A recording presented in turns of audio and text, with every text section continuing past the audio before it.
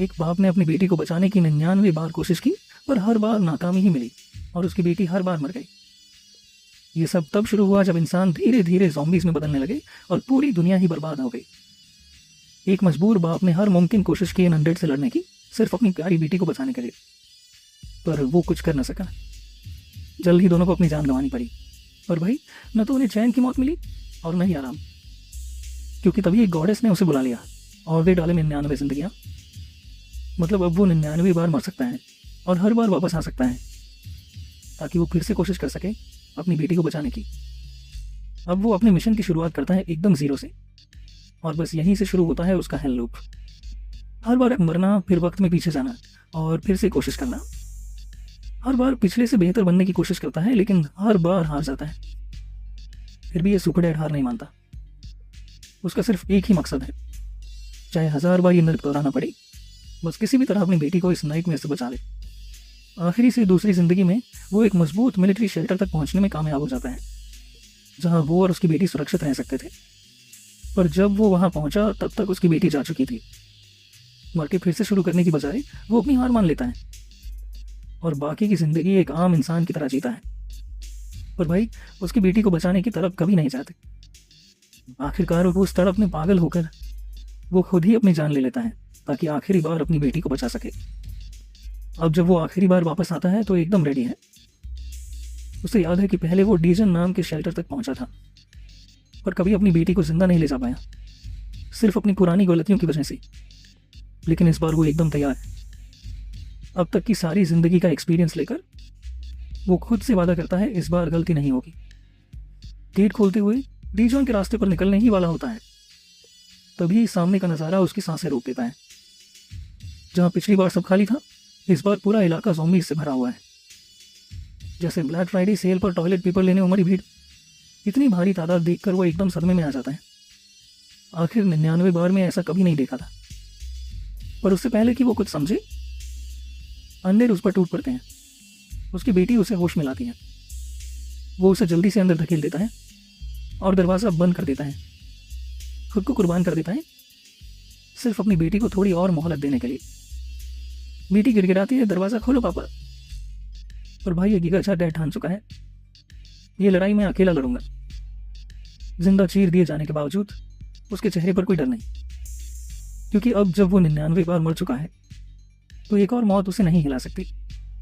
उसे अपनी बेटी की वो पुरानी यादें याद आती हैं, जब वो बच्ची थी, मासूम थी और बाप की जान थी। उसका प्यार, उसकी ममता, सब दोबारा उसके अंदर आग जला देती हैं। अब ये बाप चुपचाप मरने वाला नहीं, इसके अंदर कुछ जाग गया है। एक अलग ही ताकत इसके जिस्म में दौड़ती है। एक ही झटके में दर्जनों ज़ॉम्बीज़ को उठाकर फेंक देता है, जैसे कूड़े के थैले हों। अब ये आलसी बाप बन गया है super dad, powered by pure love. एक अनलकी ज़ॉम्बी उस पर झपटता है। गलती कर दी भाई। ये बाप उसे ऐसे फाड़ता है जैसे वो कागज हो। एक ज़ॉम्बी ने काटा तो भाई ने 10 गुना जोर से वापस काटा। साथ ही एक की छाती में मुक्का घुसेड़ दिया, फिर हवा में छलांग मारकर एक को धरती पर मीटियर की तरह पटक दिया। बाकी सारे ब्रेन डेड ज़ॉम्बीज़ भी समझ गए, हम गलत बाप से पंगे ले बैठे। अब भाई बना बैठा है और फार्मर, जिसका जिम वाला बॉडी किसी भी युद्ध में गढ़ा हुआ लगता है। घूरती नजर से ही अनडेड पीछे हट जाते हैं। उधर घर में बैठी बेटी को चैन मिल रहा है। दरवाजे खुलता है, रोशनी अंदर आती है। बेटी की धड़कन तेज हो जाती है। सामने खड़ा है उसका बाप, जिंदा, ताकतवर और एकदम ग्रीक भगवान जैसा बॉडी लेकर। ऐसी बॉडी जिसे देख शहर की हर सिंगल मॉम गश खा जाए। अब कहानी शिफ्ट होती है आउटब्रेक के दिन 7 पर, कैपिटल सोल में। मापू डिस्ट्रिक्ट में एक खास ग्रोसरी स्टोर है, अमार्ट। ये क्यों जरूरी है? क्योंकि अगले सीन में कुछ सिपाही उसी के गेट पर खड़े मिलते हैं। 2 लोगों को देखकर हैरान, जो इतनी भीड़ में यहाँ तक पहुँच गए। अंधेरे में एक इंसान बढ़ रहा है मुझ सामने खड़ा। एगेट सिपाही इतना गुस्से में है कि उसका सिर फटने वाला है। बाकी सब भी हमारे भाई पर बंदूक ताने खड़े हैं। फिर होती है एक एंट्री, एक खतरनाक ब्यूटी कैप्टन ब्लैक विडो। लगता है एवेंजर्स एंड गेम में मरने के बाद नताशा ने इसी कहानी में दोबारा जन्म लिया। वो दोनों को डांटती है, भागो यहाँ से, यहाँ कोई शेल्टर नहीं मिलेगा। और तो और उनके मुंह पर आकर बोलती है, फर्ज ऑफ। और जब भाई मिनियल अपनी बेटी की हालत बताता है कि 1 हफ्ते भटकने के बाद उसकी आसमा बिगड़ चुकी है, तो सबका मूड थोड़ा बदल जाता है। वो खुद को कुर्बान करने को तैयार हो जाता है, बस बेटी को बचा लो। ये देखकर कैप्टन थोड़ी कंफ्यूज हो जाती है, फिर चिढ़ जाती है। वो एगहेड सोल्जर भी कहता है, ये सब नाटक लग रहा है, हमारी कैप्टन तो किसी की फीलिंग्स की परवाह नहीं करती। लेकिन भाई अगला सीन ज़बरदस्त मज़ेदार है। जब एगहेड मुड़कर देखता है तो उसकी कैप्टन का चेहरा एकदम पिघल चुका होता है। लड़की क्लियरली इमोशनल हो चुकी है और तब वो उन्हें शेल्टर में आने देती है, बोलती है मैन पावर की ज़रूरत है। पर भाई सब जानते हैं असली रीज़न क्या है। अब बता दें असली गेम क्या हुआ। भाई मार्च एक नंबर का गैस लाइटर है और वो इस कैप्टन को अच्छे से जानता है। उसने पिछली बार जान लिया था कि औरत एक रिटायर्ड सोल्जर है जो बाहर से तो एकदम जहरीली नागिन जैसी है, पर उसका एकमात्र कमज़ोर स्पॉट है पेरेंट्स के सैक्रिफाइस वाली इमोशनल स्टोरीज। यही सुनकर उसका दिल पिघलता है और भाई मार्च ने इसी को यूज़ किया। पर उसकी बेटी डोमी गुस्से में है। उससे अच्छा नहीं लगा कि पापा उसे छोड़ने को तैयार हो गए थे। फिर भी वो एस्मा पेशेंट वाली एक्टिंग करती रहती है, खांसती रहती है जैसे कोई मरा हुआ चूहा। सिपाही भी इरिटेट हो जाते हैं और सिर्फ मायो जानता है असलियत। वो देख पा रहा है कि इस बार उसकी बेटी की मेंटल कंडीशन सबसे ज़्यादा खराब है, इसलिए उसकी सेफ्टी सबसे पहले ज़रूरी है। पर दो बातों से वो परेशान है। पर इस बार टाइमलाइन में कुछ अलग हो रहा है। दूसरी, उसे जम्बी ने काटा था, फिर भी उसके अंदर सुपर पावर आ गए हैं। अब उसे खुद पे शक हो रहा है, क्या मैं इंसान भी हूँ या ज़ॉम्बी बन चुका हूँ। अब सर्वाइवल की शुरुआत देखते हैं। आर्मार्ट में बहुत सारा सामान और सुरक्षा है, पर एक अजीब चीज़ वो नोटिस करता है। बिल्डिंग के पास एक टूटी हुई इमारत जो पहले कभी नहीं दिखी। सिपाही भी हैरान है, भाई तू ऐसा बात कर रहा है जैसे भविष्य देख लिया। और फिर कहानी यहीं से आगे बढ़ती है। कहानी अब उस हादसे पर आती है जो 3 दिन पहले हुआ था। एक झुंड भर ज़ॉम्बीज़ अचानक उन पर टूट पड़ा और कैप्टन, जैसे कि वो है एकदम निस्वार्थ, खुद ही उन सभी ज़ॉम्बीज़ को उस इमारत के अंदर की तरफ खींच ले गई। वही इमारत जहां पहले से ही भारी मात्रा में एक्सप्लोसिव्स लगाए गए थे। पूरा बिल्डिंग धमाके से उड़ा दिया गया और उसके साथ ही वो सारे ज़ॉम्बीज़ भी चकनाचूर हो गए। अब हालत ऐसी है कि वो बस मलबे और धूल में बदल चुके हैं और अगर कोई बच भी गया होगा में तो भी उस गिरी हुई बिल्डिंग से बाहर निकलना नामुमकिन है। तभी एक सिपाही मेनल की तरफ देखता है जो डरा हुआ सा दिख रहा होता है। शुरू में एगहेड उस पर हंसता है, मजाक उड़ाता है कि जैसे अभी कोई ज़म्बी पीछे से आ जाएगा, पर किस्मत का खेल देखो। जैसे ही वो ये बात कहता है, एक गॉडम कोलोसल ज़म्बी पीछे से आकर उभरता है। वो मोटा डरावना बाप, सारी पागल ज़ॉम्बीज़ का बाप, उस छोटे से सिपाही पर छा जाता है। उसका रूप इतना म्यूटेटेड है कि एगहेड एकदम गूंगा हो जाता है, बोली नहीं निकलते। और भाई वो जो मज़े ले रहा था अब भुगतने की बारी थी। वो विशाल ज़ॉम्बी अपना हाथ उठाता है और एक टाइटैनिक पंच में उस इंसान को मिटा देता है। लेकिन बात यहीं ख़त्म नहीं होती। वही ज़ॉम्बी सीधा कैप्टन हाई की तरफ बढ़ता है। वो भी मुश्किल से बच पाती है, सिर्फ अपनी ज़बरदस्त इवेसिव स्किल्स की बदौलत। उधर बाकी सैनिक डर के मारे हैरान है, ये ज़ॉम्बी आएगा कहाँ से। कैप जल्दी से अपनी पूरी यूनिट को तैयार करती है और हुक्म देती है ओपन फायर। अब सारे सोल्जर्स गोलियों की वेव छोड़ते हैं उस अगली मॉन्स्टर पर। और भाई ओल्ड स्टीव जैसे लिटरल बुलेट बफे पर बैठा सब कुछ चबा जाता है। वो भयानक दरिंदा जोर की दहाड़ लगाता है और सीधा सोल्जर्स पर कूद पड़ता है। मैसेकर शुरू होता है सिर्फ एक अपरकट में। हाई के 3 सिपाही उड़ जाते हैं। एक बेचारा सिपाही डर के मारे जम गया है, कुछ कर ही नहीं पाया, और उसी पे वो ज़ॉम्बी दोनों हाथों से वार करता है और उसे पूरी तरह चकनाचूर कर देता है। लेकिन तभी हमारी कैप्टन अपनी बैकपैक को डिस्ट्रैक्शन की तरह इस्तेमाल करती है और उस सिपाही को वहाँ से खींच लेती है। वो उसे डांटते हुए कहती है, अगर जिंदा रहना है तो होश में रहो। कैप खुद को संभालने की कोशिश करती है क्योंकि अब जो सामने है वो कोई आम ज़ॉम्बी नहीं है। उसे सबसे पहले मार्ट की याद आती है जो कि एक सेफ जोन है। तो वो फौरन बाकी सर्वाइवर्स को लेकर वहाँ की ओर दौड़ पड़ती है। उधर मकोई कोई बात करना चाहता है पर हैरी गुस्से में चिल्लाती है, चुप रहे, भाग बस। लेकिन अब दामी पीछे छूट रही है, दौड़ न पा रहे। तो हमारे भाई के अंदर का फादर मोड ऑन हो जाता है। ये गुची वर्जन ऑफ नामी मुड़कर उस मोटे ज़ॉम्बी के सामने खड़ा हो जाता है और एक जोरदार पंच मारने के लिए पूरा जोर लगा देता है, अपने हाथों से ही उस बीस्ट से भिड़ने को तैयार। अब आते हैं क्या भाई के नज़रिए पर। वो उस मॉन्स्टर ज़ॉम्बी को एक खास बैरिकेड की तरफ खींचना चाहती है जो कि मार्ट के बाहर बनाया गया था। इतना मजबूत और मोटा बैरिकेड है कि चाहे कोई भी आ जाए तोड़ नहीं सकता, यहाँ तक कि कोई कॉलोसल ज़ॉम्बी भी नहीं। क्या आपका मकसद है इस ज़ॉम्बी को वहीं अटका के रखना ताकि इसका वीक स्पॉट ढूंढा जा सके। पर तभी उसे एक खतरनाक सच्चाई दिखती है। मार्ट की पहली मंजिल पर कुछ सर्वाइवर्स खड़े हैं। अब सीन और भी ज़्यादा खराब हो जाता है। कैप गालियाँ देती है और तुरंत प्लान बदल देती है। कहती है ये दरिंदा इन लोगों को नुकसान नहीं पहुंचाएगा, मैं खुद इसे डिस्ट्रैक्ट करूंगी। Now that's a badass female lead. पर जब वो डामी को देखती है तो हैरान रह जाती है, क्योंकि उसका बाप कहीं नजर नहीं आ रहा। कैप गुस्से में चिल्लाती है मैंने इतना सब किया, और वो खुद अपनी बेटी को छोड़कर भाग गया। तभी डामी उसे दूसरी दिशा में इशारा करती है।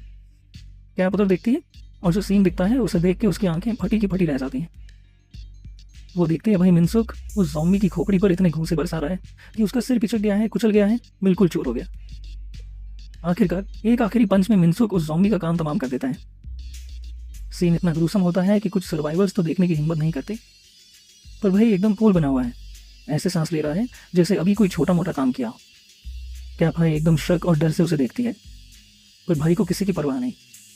वो सबसे पहले अपनी बेटी से माफ़ी मांगता है।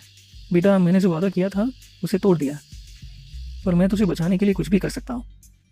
वो कबूल करता है कि उसे अपनी बेटी की सेफ्टी इतनी प्यारी है कि वो अपने सीख की परवाह नहीं करता। अब क्या भाई और ज़्यादा चौकन्नी हो गई है, इतनी कि सीधा उस पर बंदूक तान देती है। पूछती है तू असल में है कौन। वही एकदम गीगा चार मोड में ग्लासेस उतारता है और अपने आप को ऑफिशियली इंट्रोड्यूस करता है। बेटी परेशान है, डरती है कि सोल्जर्स उसका सीक्रेट जान के उसे मार देंगे। तभी भाई एक चिलिंग डायलॉग बोलता है, मैं ज़ॉम्बी हूँ, नहीं मैं ज़ॉम्बी एक्सपर्ट हूँ। कैप और उसकी बेटी दोनों एकदम कंफ्यूज। ज़ॉम्बी एक्सपर्ट क्या होता है भाई। अब भाई अपने gas lighter Pro Max skills activate करता है। कहता है जब से अपोकलिप्स शुरू हुआ है मैं हर ज़ॉम्बी का वीकनेस ढूंढ रहा हूँ, उन्हें एनालाइज कर रहा हूँ, इसलिए मैं उस मोटे ज़ॉम्बी को ख़त्म कर पाया और अब तुम सबकी मदद करना चाहता हूँ। क्या पहले हंसती है जैसे कि उसकी बातों पर यकीन हो गया, और अगले ही पल वो फुल साइको मोड में आ जाती है। सीधा उसकी गर्दन पर चाकू रख देती है। कहती है तू सोचता है मैं तेरी बकवास पर यकीन करूंगी। दामी कुछ बोलना चाहती है, कैप उसे भी चुप करा देती है। कहती है साफ कि ये बंदा कोई आम इंसान नहीं है, जो ज़ॉम्बी गोलियों से नहीं मरा, उसे इसने बेयर हैंड से मार डाला। और फिर सबसे सस्पिशियस बात, उसकी आंखें डार्क रेड, बिल्कुल ज़ॉम्बीज जैसी। कैप उसके सामने जाकर डिमांड करती है तू बता तू इंसान है या कुछ और। इतनी पास आ जाती है कि मानो केस करने ही वाली हो, और वही साफ मना करता है तुम्हारी गोलियां काम कर रही थी, वो ज़ॉम्बी पहले ही कमज़ोर हो गया था, मैंने तो बस फिनिश किया। ये जो आखिरी झटका था ना, उसी ने उस भूतिया जानवर का गेम ओवर कर दिया। इस टाइप के ज़ॉम्बी को ईटर क्लास कहते हैं, जब मल्टीपल ज़ॉम्बीज मिलकर एक साथ फ्यूज़ हो जाते हैं। भाई सीधा ड्रैगन बॉल जी का फ्यूजन डांस कॉपी कर लिया इन्होंने। इनके फ्यूज़ होने से इनकी ड्यूरेबिलिटी और भी नेक्स्ट लेवल की हो जाती है, पर भाई हर चीज़ की कोई ना कोई वीकनेस होती है, और इस बीस्ट की भी है उसकी गर्दन। जब वो ये सब समझा रहा होता है, माचो अंदर ही अंदर सोचता है कि वो कोई झूठ नहीं बोल रहा। हाँ ये सही है कि एक आम आदमी के पंचेस उस ज़ॉम्बी को नहीं मार सकते थे, लेकिन उसकी आंखों को देख के सस्पिशियस हो जाती है। हाई इस पर वो कैजुअली बोलता है कि उसे एक जेनेटिक कंडीशन है जिससे उसकी आंखों में मेलानिन की कमी है। यही वजह है कि वो अक्सर अपनी आंखें छुपाता है क्योंकि लोग उसे घूरते हैं। अब जबकि दोनों बातें क्लियर हो गई, मिन्स्क सवाल करता है कि क्या कैप्टन अब भी उसे ज़ॉम्बी समझते हैं। हाई के चेहरे पर चिंता और शक की लकीरें साफ दिखती हैं। उसे लगता है कि कुछ तो गड़बड़ है इस बंदे में। देखिए फिर भी सबसे कन्विंसिंग चीज़ ये है कि अगर वो सच में ज़ॉम्बी होता तो अपनी बेटी की परवाह ना करता। इसी सोच से वो मान जाती है और दोनों को मार्ग में शरण दे देती है। कैप्टन जाते वक्त उसे वार्निंग देती है एक्सपर्ट हो या कुछ और, उस पर वो नजर रखेगी। फिर वो अपने मरे हुए जवानों को याद करके गिल्ट में चली जाती है। तभी दो सिपाही उसके हालचाल पूछने आते हैं और हाई का गुस्सा फट पड़ता है। वो एक सिपाही के घुटने में सीधा लात मार देती है। वजह इन बेवकूफ़ों ने सिविलियंस को अंडरग्राउंड नहीं ले जाया, जिससे सबकी जान खतरे में पड़ गई।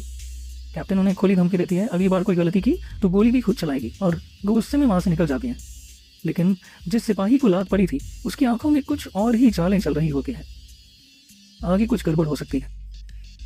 अब सीन वापस मार्ट के अंदर शिफ्ट होता है जहाँ सभी सर्वाइवर्स आराम कर रहे हैं, मिनसल्क और उसकी बेटी डामी भी। डामी खुश है कि पापा का सीक्रेट बाहर नहीं आया। वो बोलती है पापा तू कितना नेचुरल लाई बोलता है रे। मोक बोलता है कि हाई इतनी इजीली नहीं मानती तो पूरा परफॉर्मेंस देना पड़ा। डामी पूछती है तू इसे जानता है क्या। उसके सवाल से मार्च को पुरानी मेमोरीज याद आ जाती हैं। हर एक रिग्रेशन में उसकी हाई से अच्छी बॉन्डिंग हुई थी, पर वो अपनी बेटी को कुछ नहीं बताता। फिर डामी को शौक लगता है कि उसके पापा को ब्लफ का मतलब कैसे पता, वो तो किड्स का स्लैंग है। ज़ॉम्बी पापा मुस्कुरा के बताता है तूने ही सिखाया था बेटी, 100 जन्म के एक्सपीरियंस से उसने बहुत कुछ सीखा। डामी को तो कुछ याद नहीं, पर फिर भी इंप्रेस हो जाती है।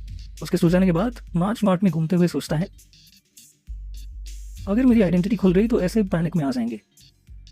कुछ देर बाद वो वापस आता है खाने के साथ, लेकिन डामी तो कब का सो चुकी होती है। मार्च उसे ब्लैंकेट में ढककर आराम से सुलाता है। अब उसकी सोच फिर से सीरियस मोड में जाती है। ज़ॉम्बीज़ पहले से ज़्यादा तेज़ हो गए हैं, म्यूटेशंस बढ़ती जा रही हैं और आउटब्रेक को सिर्फ 1 हफ्ता हुआ है। जो भी रिग्रेशन उसने जिया है ये वैसा नहीं है, सब कुछ ज़्यादा तेज़ हो रहा है। शायद इसका कारण भी वो खुद ही है। सीन कट होता है सिटीस्केप की ओर, जहाँ हज़ारों म्यूटेटेड ज़ॉम्बीज़ शहर की तरफ बढ़ते जा रहे हैं। मार्च को उनकी आहट महसूस होती है, जैसे ये पूरी आर्मी सिर्फ उसे और उसकी बेटी को मारने आ रही हो। शायद वो उससे डरते हैं या शायद उसकी एग्जिस्टेंस ही उनके लिए खतरा है। लेकिन एक बात पक्की है, वो एक बड़ा वेरिएबल बन चुका है। तो वही क्या करता है, सिटी के बाहर जाता है अकेले, हज़ारों ज़ॉम्बीज़ का स्वागत करने स्टाइल में लैडर लेके खड़ा होता है, जैसे कह रहा हो चलो भाइयों शुरू करो शो। और पहले अपने हाथों से लैडर तोड़ देता है अल्टीमेट वेपन बना के। ज़ॉम्बीज़ एक के बाद एक उस पर टूट पड़ते हैं, लेकिन भाई कोई आम आदमी नहीं। एक एक ज़ॉम्बी को ऐसी चपेट में लेता है कि रिएक्ट तक नहीं कर पाते। म्यूटेशन वाले भी पीछे नहीं हटते और ब्रो सबकी लाशें बिछा देता है। हीटर क्लास को एक ही पंच में ख़त्म करता है। कुछ ज़ॉम्बीज़ स्काई ब्लास्ट जैसी पावर्स फेंकते हैं, लेकिन लैडरमैन हवा में छलांग मारता है और एक शॉक वेव के साथ उन्हें चूर चूर कर देता है। फिर अपने ट्रस्टेड एक्स निकालता है और सभी को स्लाइस कर देता है। एक 6 हाथ वाला भद्दा ज़ॉम्बी सामने आता है, लेकिन ब्रो उसे गोजो सतोरू स्टाइल में सीधा स्टॉर्म कर देता है। दामी तब उठती है, बॉडी स्ट्रेच करती है और देखती है पापा सामने खड़ा है। हाँ वही पापा जिसने अभी कुछ घंटे पहले 100 ज़ॉम्बी फाड़ दिए। और हाथ में क्या है, एक प्यारा ब्रेकफास्ट दिल से बनाया अपनी बेटी के लिए। दामी मुस्कुराती है और खाना शुरू करती है। अब सीन शिफ्ट होता है कैप्टन के ऑफिस में।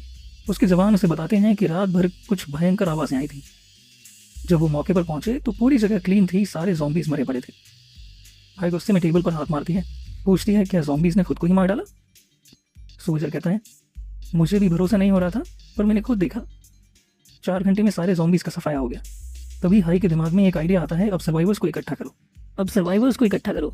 हमारे पास चांस है मार्च छोड़ने का। सर्वाइवर्स बाहर झांकते हैं और देखते हैं एक शांति भरा खूबसूरत दिन। सड़कों पर खून जरूर है, पर एक भी ज़ॉम्बी नहीं दिखता। लोग खुशी से चिल्लाने लगते हैं, सोचते हैं ज़ॉम्बीज़ गए कहाँ। सारे इशारे इस तरफ हैं कि शायद कोई चमत्कार हुआ है, पूरे इलाके से ज़ॉम्बी गायब हो चुके हैं। ये बात सुनकर लोग खुशी से झूम उठते हैं। जो लोग तबाही की ज़िंदगी जीते आ रहे थे, उनके लिए ये एक बड़ी राहत है। टामी भी अपने पापा से कहती है शायद ज़ॉम्बी सच में चले गए होंगे, चाहिए आना मर। लेकिन बेचारी को क्या पता, उसके पापा ने कल रात ही पूरे शहर में एक फुल ऑन ज़ॉम्बी चेकअप करवा लिया था। उसका बाप अचानक हेलमेट उठा के डामी के सर पे ठोक देता है और सीरियस अंदाज में कहता है जो भी हो जाए बेटा, ये हेलमेट मत उतारना। उसके लहजे में कुछ अजीब सा डर छिपा होता है, जिससे डामी भी परेशान हो जाती है कि आखिर ऐसा क्या होने वाला है। उसी टाइम आ जाती है कैप्टन हैरी अपनी टीम के साथ। माइक उठाकर बोलना शुरू करती है, इस पूरे इलाके में जितने भी ज़ॉम्बी थे सब खत्म कर दिए गए हैं। लोग फिर से तालियां बजाते हैं, चिल्लाते हैं, अब तो सेफ्टी पक्की समझो। लेकिन भाई साहब, असली धोखा तो अब मिलने वाला है। हैरी तुरंत बोल देती है, अब सब लोग इस इलाके को छोड़कर निकलेंगे। लोग सन्न रह जाते हैं, क्या अभी तो शांति मिली थी, अब फिर भागना। लोग खुलकर अपना गुस्सा दिखाते हैं, जब ज़ॉम्बी ही नहीं रहे तो निकलने की ज़रूरत क्या है। फिर हैरी एक और झटका देती है, 3 दिन पहले हमारी रेडियो कम्युनिकेशन दूसरी unit 2nd mechanized infantry brigade से कट गई थी। ये कोई मामूली यूनिट नहीं थी, ये ब्रिगेड जानजी रीजन में भी जिंदा बची थी। मतलब आर्मी वाला लेवल प्रोटेक्शन है इनके पास, आर्मर्ड व्हीकल, दमदार सैनिक, सब कुछ। हैरी की बातें उम्मीद की तरह लग रही होती हैं, लेकिन पब्लिक में डर फैल जाता है। एक रेडियो कॉल के भरोसे हम अपनी जान कैसे दांव पर लगा दें। हर कोई अपनी अपनी परेशानी बताने लगता है। हैरी पूरी ईमानदारी से कहती है, मुझे उस ब्रिगेड के एक सोल्जर पर पूरा भरोसा है, नाम है ब्लू हॉक। मई को बैग ऐसा कटाखंड है कि जैसे पीठ पर भी एक और पीठ हो। हैरी को तो उस पर भरोसा है, लेकिन पब्लिक बोले तो उल्टा, हमें क्या पता वो कौन है। लोग फिर बुलंद जाते हैं, चिल्लाने लगते हैं। हैरी समझाने की कोशिश करती है, अगर ज़ॉम्बी फिर से आए तो इस बार सर्वाइव करना नामुमकिन होगा। पर लोग अभी की राहत से बेवकूफ़ बने बैठे हैं। तभी एक बंदा बोलता है, ये सब एक औरत के इमोशंस की वजह से हो रहा है। भाई एंड्रू टेट के क्लासेस ले रहा है शायद। बाकी लोग भी उसकी बात पकड़ लेते हैं और हैरी पर इल्ज़ाम डाल देते हैं। तभी हमारा गिगा चार्ट ज़ॉम्बी एक्सपर्ट पापा मिनसुक मैदान में उतरता है। कड़क आवाज़ में बोलता है, ज़ॉम्बी वापस आएंगे चाहो या ना चाहो। जो बंदा अभी तक हैरी को गिरिया रहा था, वो अब मिनसुक से भी पंगा लेता है। लेकिन पापा मिनसुक एक लुक देता है, IQ रूम टेम्परेचर वाला बंदा कामने लगता है। मिनसुक इतना डराता है कि उस बंदे की बेटी तक सोचने लगती है, अब्बा को क्या दिख गया जो डर गए। मिनसुक साफ कहता है, ब्रिगेड तक पहुंचने में खतरा तो है, पर यहाँ रुकना मतलब ज़ॉम्बी को प्लेट में खाना देना। अब पब्लिक और घबरा जाती है। तभी मचौक आता है और भीड़ से सीधा सवाल करता है, अगर सैनिकों ने मदद बंद कर दी और तुमने कोई ऑर्डर ना माने तो क्या होगा? लोग सोच में पड़ जाते हैं। अब कुछ लोग हैरी की बातों को सपोर्ट करने लगते हैं। एक चश्मिश भाई बोलते हैं, अगर हम अब तक जिंदा हैं तो सिर्फ हैरी की टीम की वजह से। अब भीड़ वापस हैरी के फेवर में नारेबाजी करने लगती है। हैरी खुद हैरान हो जाती है। मैं तो हार मान रही थी और ये ज़ॉम्बी एक्सपर्ट एक सवाल में सबको घुमा गया। मिनसुक फिर बोलता है, मैं कोई क्रेडिट नहीं चाहता। हैरी को तो थैंक यू बोलने का टाइम भी नहीं मिलता। भाई एकदम डैडी मोड में कहता है, मैं ये सब सिर्फ अपनी बेटी के लिए कर रहा हूँ। और हैरी को हाथ बनाकर कहता है, मुझे तुम पर भरोसा है, तुम सबको सही सलामत लेकर निकलोगी।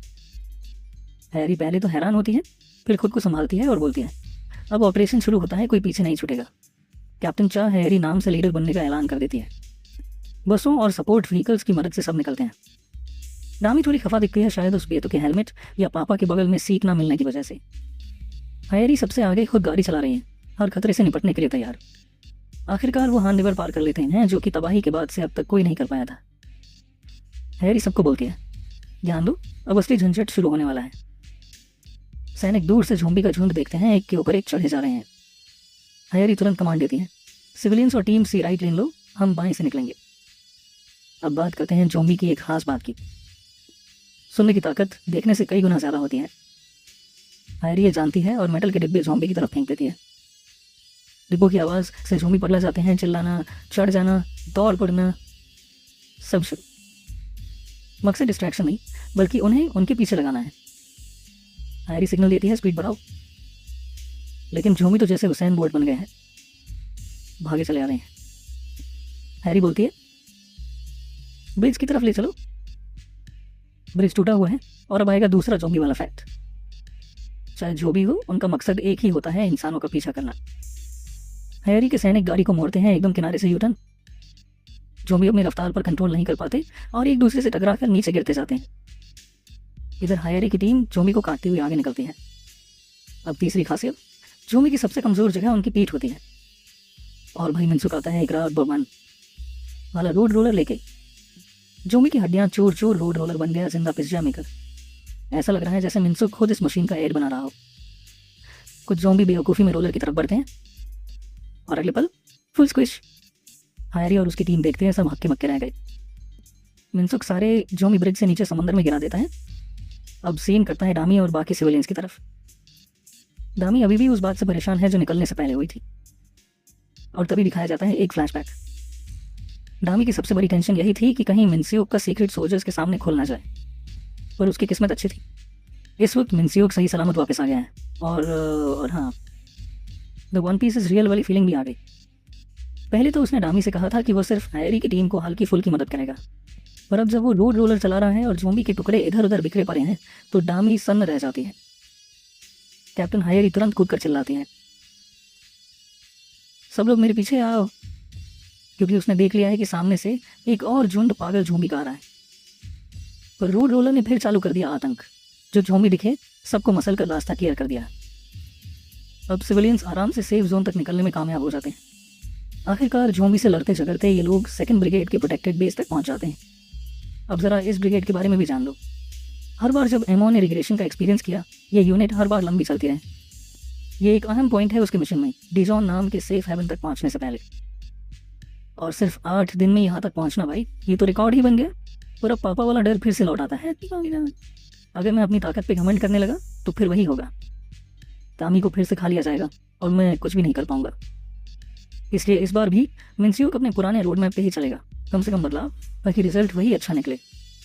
उसकी नज़र में तो असली जंग अब शुरू हुई है। फिलहाल तो सब उसकी तारीफों के पुल बांध रहे हैं, क्योंकि रोड रोलर की वजह से ही सबकी जान बची। भले ही सोल्जर्स ने उस मशीन को ढूंढ लिया था और उसे चलाना किसी को नहीं आता था, और अब जब मिनसियोक को चलता हुआ देख रहे हैं, सब सोचने लगते हैं कि शायद ये कोई कंस्ट्रक्शन वर्कर रहा होगा। मचू बोल देता है, नहीं भाई, मैंने बस सीखा था कि सर्वाइव कर सकूं। टोटल में कोई कैजुअल्टी नहीं हुई, इसके लिए कैप्टन हैरी मिनसियोक के शुक्रगुजार है। मज़ेदार बात यह कि वो उसे थैंक यू बोलती है, पर हमारा बंदा कहाँ मानता है, चिढ़ाता है और एक और थैंक यू मांगता है। हैरी सीधा टपक देती है, चुप कर। और तभी सीन में एंट्री होती है सार्जेंट ली एन की, जो 2nd इन्फेंट्री ब्रिगेड से है। वो हैरी को रिस्पेक्ट के साथ सैल्यूट करता है, क्योंकि उसे पहले से ही पता था कि हैरी आने वाली है। हैरी हैरान रह जाती है, तुम्हें मेरे बारे में कैसे पता? सार्जेंट बताता है, कॉलोनल शाह ने पहले ही बोल रखा था कि स्टबल फीमेल ऑफिसर आने वाली है। ये सुनते ही उसके सोल्जर्स हंस पड़ते हैं। हैरी एकदम मौत की नज़र से सबको घूरती है और पूछती है, कॉलोनल शाह कहाँ हैं? बताया जाता है, वो तो पीछे वाले गेट पर गए हैं, क्योंकि अचानक कुछ ज़ॉम्बी वहाँ आ गए हैं। अब ये बात सुनकर हैरी को झटका लगता है। वो डर जाती हैं, अकेले क्यों गए? सार्जेंट समझाता है, घबराने वाली कोई बात नहीं है, पर उसकी मुस्कान और नजरें चुराना कुछ और ही कहानी बता रहे हैं। सच ये है कि कर्नल शाह खुद अकेले निकल गए थे। क्यों? क्योंकि भाई एकदम लेजेंड है। अब सीन शिफ्ट होता है पीछे वाले गेट पर। सोल्जर्स वॉच टावर से देख रहे हैं और टाइम रिकॉर्ड कर रहे हैं। 35 मिनट में सारे ज़ॉम्बी साफ। और ये बंदा गन नहीं बल्कि मीले वेपन से ज़ॉम्बी मारना पसंद करता है।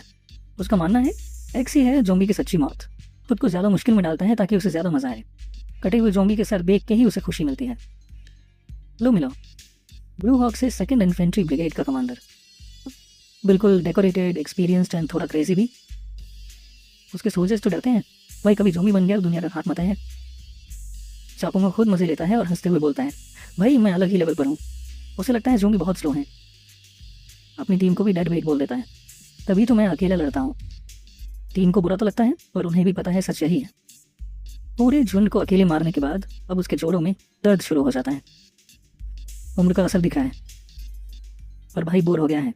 रोज एक ही काम, कोई चैलेंज ही नहीं। और तभी एक ईटर क्लास ज़ॉम्बी वापस उठ जाता है, स्माइल करता है और एकदम स्लीप पैरालिसिस डीमन की तरह कूद पड़ता है। लेकिन ज़ॉम्बी कुछ कर पाए उससे पहले ही हमारा बंदा रोड रोलर से आके उसे कुचल देता है। सीधा टमाटर चटनी बना दी जाती है। सोल्जर्स हक्का बक्का रह जाते हैं और कर्नल तुरंत अलर्ट हो जाता है। उसे याद आता है, मैं दूसरों से अलग हूँ और ज़ॉम्बी की ताकत पहचान सकता हूँ। अब वो जब देखता है, हर कदम के साथ उसे लग रहा है कि मिन्सियो के शरीर पर मौत का साया है, जैसे कि उसने अब तक का सबसे खतरनाक ज़ॉम्बी देख लिया हो। लेकिन उल्टा मिन्सियो तो नॉर्मल इंसान की तरह मुस्कुराते हुए खुद को इंट्रोड्यूस करता है। कप्तान ही के साथ सफ़र करते हुए मिन्सुक बस मदद करना चाहता है, लेकिन ब्लू हॉक उसमें इतना ज़्यादा डर महसूस करता है कि सीधे फुल फोर्स से उस पर एक्स से वॉर कर देता है। और ये कोई मजाक नहीं है। ऐसा लगता है जैसे पूरी जान झोंक दी हो उस स्विंग में। जैसे ही हमला होने वाला होता है, बाकी सोल्जर्स डर जाते हैं क्योंकि उनके कर्नल किसी आम इंसान पर ऐसे हमला कर रहे हैं जैसे पागल हो गए हैं। लेकिन हैरानी की हद तो तब हो जाती है जब मिन्सुक उस तेज वॉर को एक हाथ से पकड़ लेता है। इतनी स्पीड में एक्स को रोकना लगभग नामुमकिन है। मचोक की मौजूदगी ही कर्नल के रोंगटे खड़े कर देती है। वो तुरंत रेड अलर्ट जारी कर देता है, ये कहते हुए कि जो सामने खड़ा है वो इंसान नहीं, मॉन्स्टर है। मिन्सुक भी जानता है कि बाकी लोगों की तरह इस बंदे को बेवकूफ़ नहीं बना सकता, इसलिए वो शुरू करता है कर्नल का नाम लेकर और उसी एक्स को इतनी ताकत से पंच करता है कि वो टुकड़ों में टूट जाता है। एम सच साफ करता है कि उसे यही रहना है और सबसे पहले इसी आदमी को यकीन दिलाना है कि वो कोई खतरा नहीं। उसे पता है कि कर्नल बातों से नहीं मानता, तो अब वो उसी खेल में उतरता है जिसे पोंगो सबसे ज़्यादा पसंद करता है, फाइट। कर्नल के चेहरे पर हल्की सी मुस्कान आ जाती है जब वो मिन्सुक को फाइटिंग स्टांस में देखता है। वो इसे सीधा चैलेंज समझ लेता है। बिना कोई और बात सोचे कर्नल अपने स्ट्रैप्स खोल देता है लड़ाई के लिए। ब्लू हॉक ने अपनी ज़िंदगी में बहुत से पागल देखे हैं, लेकिन कर्नल इसे सीधे फाइट का इन्विटेशन समझता है और फिर बिना एक भी सेकंड लगाए वो अपनी स्ट्रैप्स खोल देता है फाइट के लिए। ब्लू हॉक ने ज़िंदगी में हर तरह के पागल देखे हैं, लेकिन उसे अंदाज़ा नहीं था कि मिन्साक पहले से ही उसकी लड़ाई की आदत को जानता होगा। कर्नल अब पूरी तरह से हमारे प्रोटैगनिस्ट पर फोकस करता है और खुद को मिसाइल की तरह लॉन्च करता है, ये जानने के लिए कि मियोक जैसा आदमी क्या है। सीन कट होता है और सोल्जर्स कर्नल के ऑर्डर्स को एग्जीक्यूट करते हैं। कोड रेड इशू किया जाता है, जो सारे बेस के लोगों के लिए एक बड़ा वार्निंग है। हाई शॉक में पूछती है कि आखिर चल क्या रहा है, लेकिन सोल्जर्स कुछ भी कहने को तैयार नहीं है, बस ऑर्डर्स फॉलो कर रहे हैं। तभी अचानक कैप्टन ग्वाक कहीं से आ जाता है और इससे पहले कि हैरी उससे कुछ पूछ पाए वो उसके सामने गन तान देता है, जिससे वो और भी ज़्यादा छिड़ जाती है। कैप्टन ग्वाक पूरी तरह से हाई अलर्ट पर है क्योंकि उसे लगता है कि जिसने अभी अभी उनके लीडर पर हमला किया उसका हाई से कोई ना कोई कनेक्शन है। उसके नाम को रिवील करने के बाद इसका सीधा मतलब ये निकलता है कि वो भी एक थ्रेट है। मॉन्स्टर शब्द सुनकर हाई कंफ्यूज्ड हो जाती है जब तक कि सोल्जर्स रायू मिनियोक का पूरा नाम रिवील नहीं कर देते, जैसे उसने खुद बताया था। फिर भी किसी को भी उस आदमी की असली पहचान के बारे में कुछ नहीं पता, सिवाय उन आउटसाइडर्स के जो बेस में आए हैं। सबसे ज़्यादा परेशान तो मोक की प्यारी बेटी लग रही है, जिसे अपने पापा की सेफ्टी को लेकर डर लग रहा है। अब वापस आते हैं फाइट के सीन पर। ये बंदा तो सैतामा की तरह पावर एम्ब्रेस कर रहा है। सिर्फ एक हुई को पंच से पूरी दीवार फाड़ दी, जिससे कर्नल डर के मारे डॉज करता है। वो टूटी दीवार ही काफ़ी है ये साबित करने के लिए कि इस आदमी में इंसान से भी ज़्यादा ताकत है। ब्लू हॉक को अभी ऑलमोस्ट फनी लगने लगा है कि हमारा बंदा अब तक खुद को इंसान मान रहा है। कर्नल की किक को मिनसॉक अपने सुपर ह्यूमन रिफ्लेक्सेस से ब्लॉक कर लेता है, और इतना ही नहीं, 1 सेकंड पहले जहां वो किक ब्लॉक कर रहा था, अगले ही पल वो गायब हो जाता है और इतना वक्त निकाल लेता है कि कर्नल के पीछे जाकर खड़ा हो जाता है।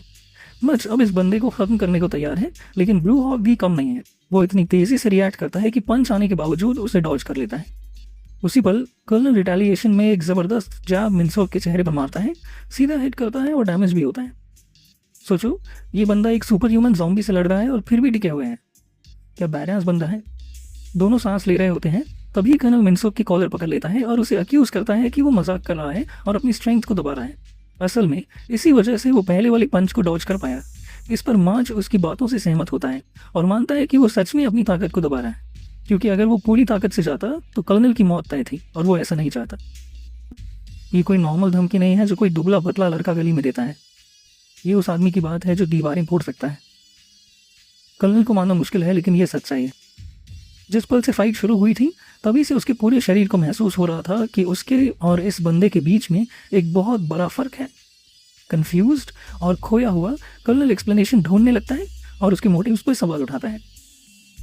सीधे तौर पर हमारा बंदा बताता है कि वो यहाँ प्रोटेक्शन मांगने आया है।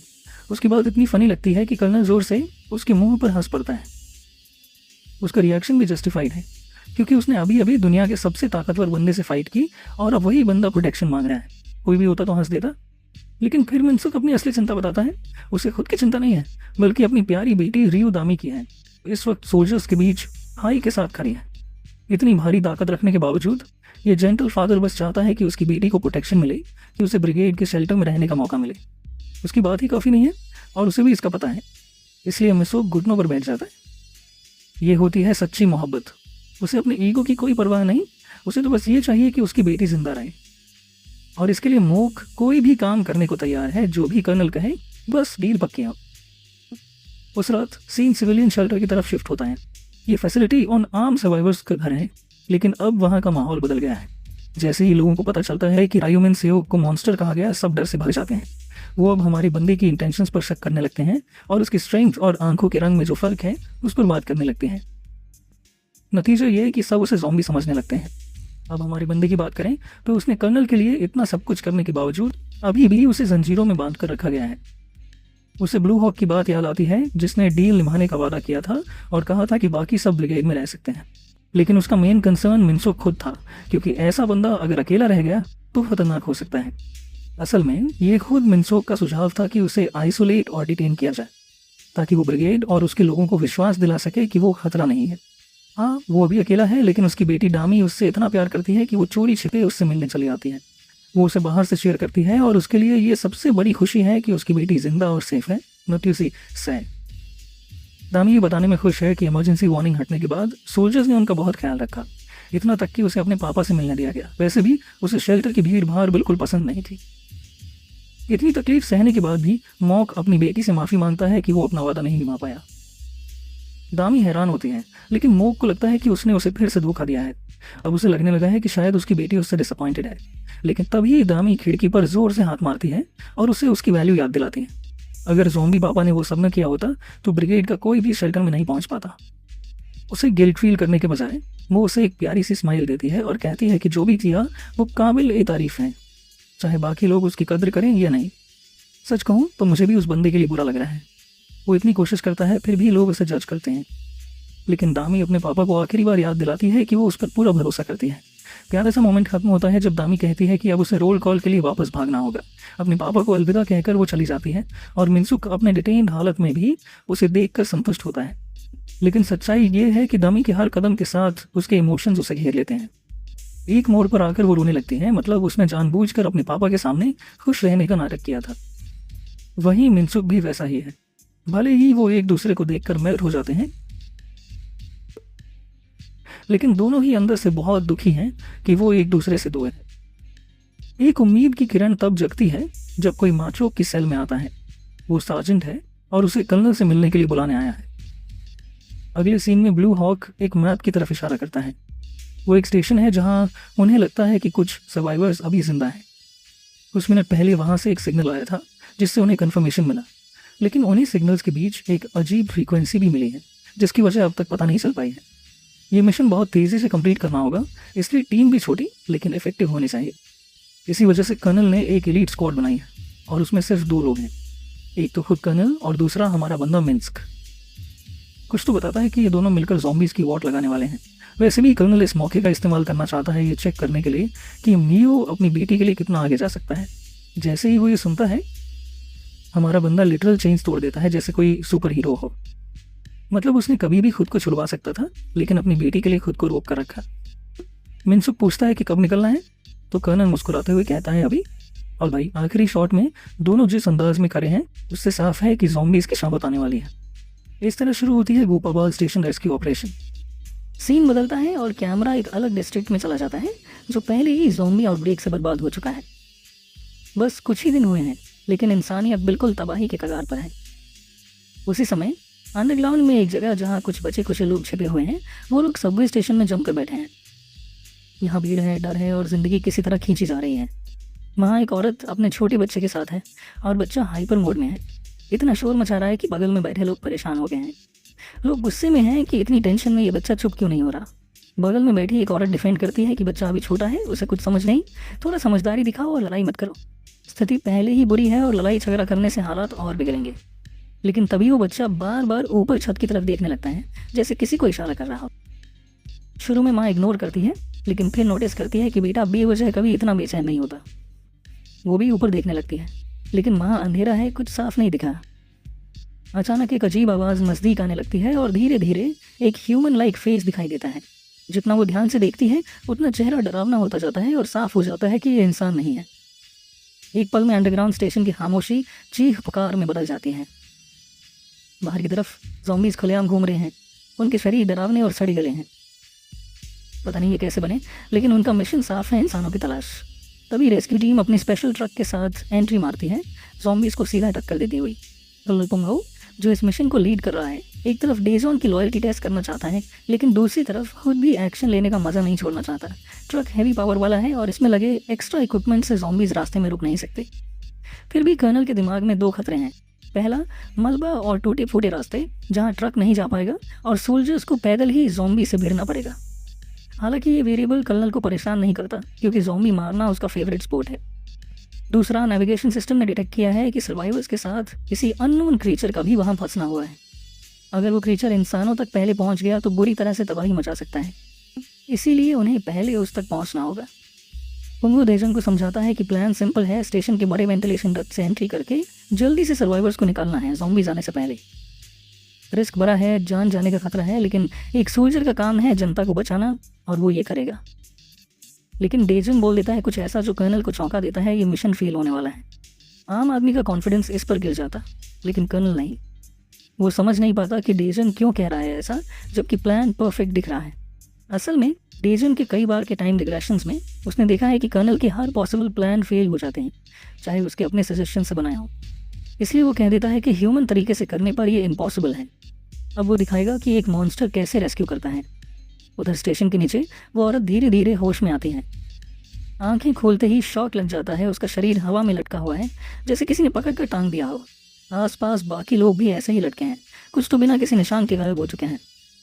डर और कन्फ्यूजन में वो सिर्फ अपने बेटे दयुन को ढूंढने लगती है, उसका नाम पुकारते हुए। घबराहट में उस औरत ने खुद को उस अजीब सी सफ़ेद डोरी से छुड़ा लिया जो उसे बांध रही थी। बाकी लोग भी वही करने लगे और जल्द ही सबको पता चला कि वाइट थ्रेड निम्बतात करें वासनावरा फैब्रिक उतनी मजबूत नहीं थी। वो औरत हर किसी से एक एक करके अपने बेटे के बारे में पूछने लगी कि उसका बच्चा कहाँ है। उसी बीच वहाँ एक आदमी अब भी बंधा हुआ था और मदद के लिए चिल्ला रहा था, लेकिन घबराई हुई औरत उसी से भी अपने बेटे के बारे में पूछ बैठी। वो आदमी चिढ़ गया कि मैं अभी भी फंसा हुआ हूँ और ये औरत मुझसे बच्चे का पता पूछ रही है। फिर उसने ज़ोर से सबको पुकारा कि कोई तो मुझे खोल दो। अचानक उसके कानों में एक अजीब सी क्रीपी आवाज़ पड़ी जो उसकी तरफ आ रही थी। जैसे ही उसने देखा तो सामने वही बूढ़ी औरत थी जिसे पहले देखा था। शुरुआत में तो वो आदमी थोड़ा शांत हुआ, लेकिन फिर उसने गौर किया कि वो बूढ़ी औरत किसी अजीब से जीव के ऊपर चल रही है जो सबको बांध रहा था। धीरे धीरे उसकी असली शक्ल सामने आई, लाल चमकती आंखें और सिर का आकार अचानक बड़ा होकर डरावना रूप ले चुका था। एक ही पल में उस आदमी को वो भयानक क्रीचर खा गया। ये देखकर वहाँ मौजूद सब लोग सहम गए, क्योंकि मॉन्स्टर ने उन्हें ढूंढ लिया था। थोड़ी देर बाद वही आदमी जो खाया गया था नीचे गिरा और फिर खड़ा हो गया, लेकिन अब उसका सिर अधूरा था और वो भी ज़ॉम्बी बन चुका था। पहले कभी उन्होंने ऐसे ज़ॉम्बी नहीं देखे थे जो इस तरह का घोंसला नेस्ट बनाते हों। तभी वो म्यूटेंट ज़ॉम्बी छलांग मारकर एक और आदमी पर टूट पड़ा और उसे भी खा गया। बाकी बचे लोग जान बचाने के लिए भागने लगे। सब सोच में पड़ गए कि ये जगह तो बंद थी, फिर ये क्रीचर अंदर कैसे आया। लेकिन उस औरत को तो बस अपने बेटे दायून की तलाश थी। भागते भागते उसे अचानक अपने बच्चे की आवाज़ सुनाई दी। आवाज़ नीचे की मंजिल से आ रही थी जहाँ रोशनी बहुत कम थी। अपने बच्चे के लिए वो किसी भी हद तक जाने को तैयार थी, इसलिए वो भीड़ से अलग होकर उसी दिशा में बढ़ गई। एक आदमी ने उसे रोकने की कोशिश की कि नीचे कोई रास्ता नहीं है, लेकिन उस आदमी के पिता ने कहा कि उसे जाने दो, ये औरत अब अपनी अक्ल खो चुकी है। उसी समय बेटे ने ऊपर देखने को कहा और उन्होंने देखा कि ऊपर से कई ज़ॉम्बीज़ छलांग मारते हुए नीचे आ रहे हैं। इधर मौत की चीखें गूंज रही थीं और उधर वो औरत अपने बेटे की आवाज़ के पीछे चल रही थी।